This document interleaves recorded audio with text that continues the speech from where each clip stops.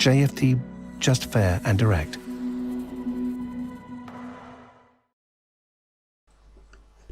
Okay, hello and welcome everyone. Welcome to JFD Traders Tea Time with me, Darius Anucauskas. Today's the 9th of September 2020, so yep, welcome everyone. Welcome to this Wednesday's afternoon session where we're going to have a quick look at the markets, a few of the charts, the usual stuff.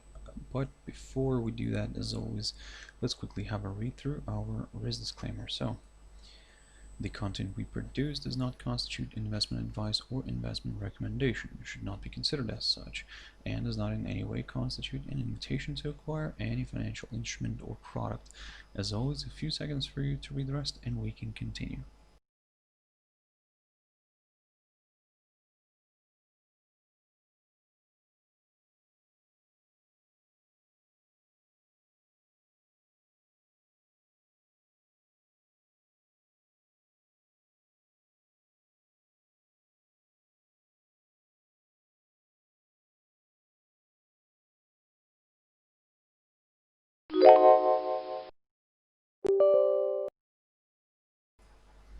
Okay, so now then, also just before we jump into the charts, quick mentioning of our JFD YouTube channel, to which you can always subscribe to in order not to miss any of our upcoming videos.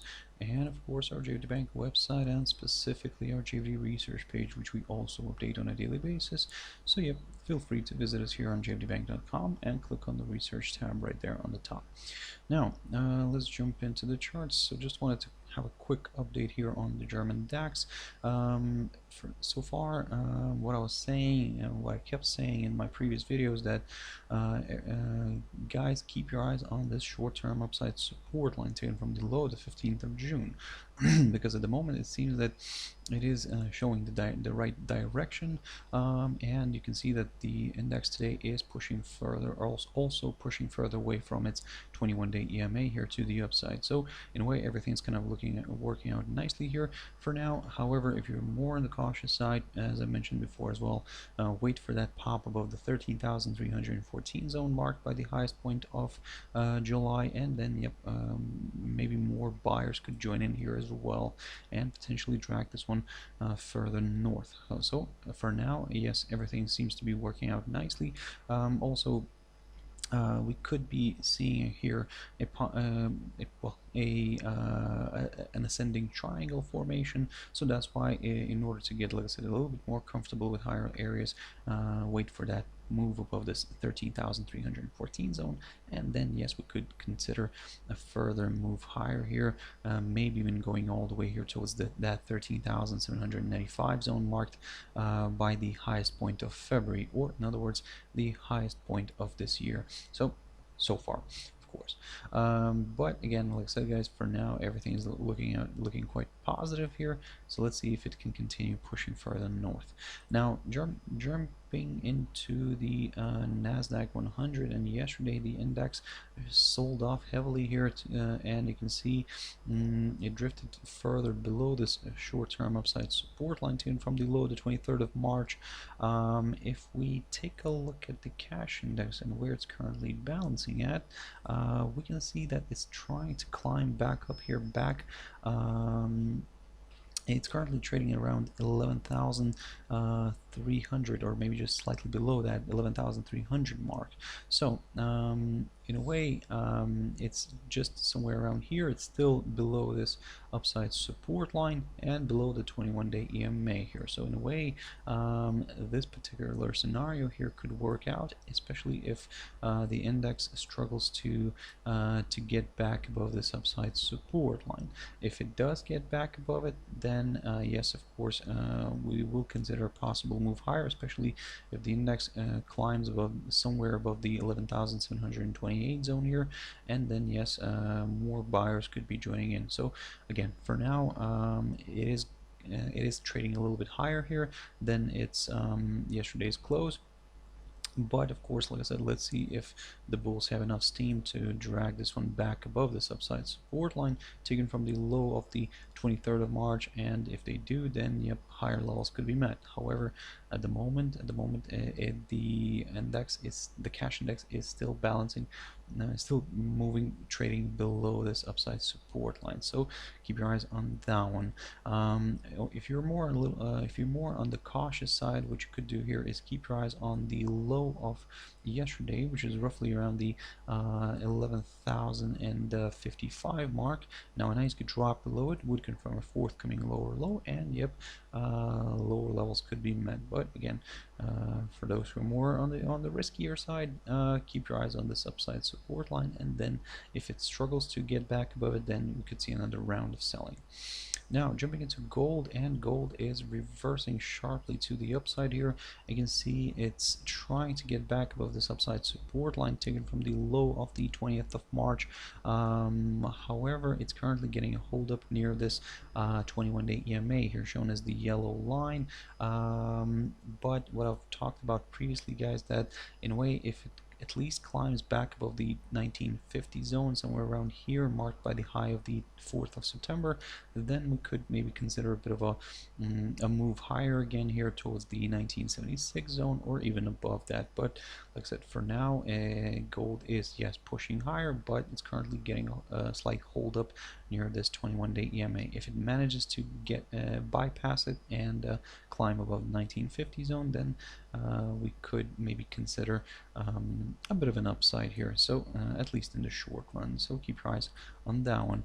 In terms of the downside, ideally maybe a drop below this 1901 zone here, somewhere around here, could do the trick for more sellers, and more of them could be joining in and driving this one lower. But at the moment, it seems that the downside could be slightly off the table. But again, let's see how this day is going to end up being in relation to this upside line, and then yep, I'll pick up on this one tomorrow.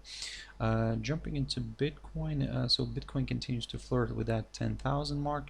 It keeps overshooting that area, but today, for example, it came close to testing that psychological 10,000 zone, but didn't really reach it, and reversed back to the upside. However, it's still below this 10,400 and 10,400 zone here, this highlighted area right here, and this 10,491 territory, which is the highest point of February of this year. So again, for now, we're probably going to take a bit of a neutral stand here, and because on one hand, although yes, we are seeing a bit of a rejection from that 10,000 zone and a move higher, still this pattern right here could be seen as a potential bearish flag. So so that's why for now, guys, be very careful, and that's why I have my upside scenario here from around the 11,100 zone, just to be on the safe side. After a break of which I could kind of aim for higher levels, but at the moment we are closer to that psychological 10,000 zone. So if that gets broken and we see the daily candle remaining below that area, then lower levels here could be met, initially aiming for the 200-day EMA, and then maybe towards this 8,855 level, marked by the low of the 27th of June. Jumping into a few pairs very quickly now, a USDCHF. Now I talked about this one this week, and I was telling you guys to keep a close eye on the short-term downside resistance line taken from the high of the 28th of May, which, as you can see, provided resistance, and the pair today is drifting lower after testing that line yesterday and today. But don't get me wrong, of course, for now we'll be very careful, because the pair is above this 21-day EMA, so maybe this little move lower could be seen as a temporary correction. However, we'll take it from here. Basically, we'll keep an eye on this downside line. If this downside line remains intact and we see the rate falling back below the 21-day EMA here, then, well, all this scenario that I talked about initially could be working out nicely, where we could see this one, this pair drifting back maybe towards the 0.9073 territory, or even going all the way back towards that 0.9100 level. But again, for now, it is, like I said, this downside line is doing its job. The pair is declining. Keep your eyes on the 21-day EMA. That's when it could get tested. But if it provides support and we see a nice reversal back to the upside here, now this is where the sellers should be a little bit worried, because if this pair suddenly breaks this downside line and pushes above the 0.9184 territory right here, then, well,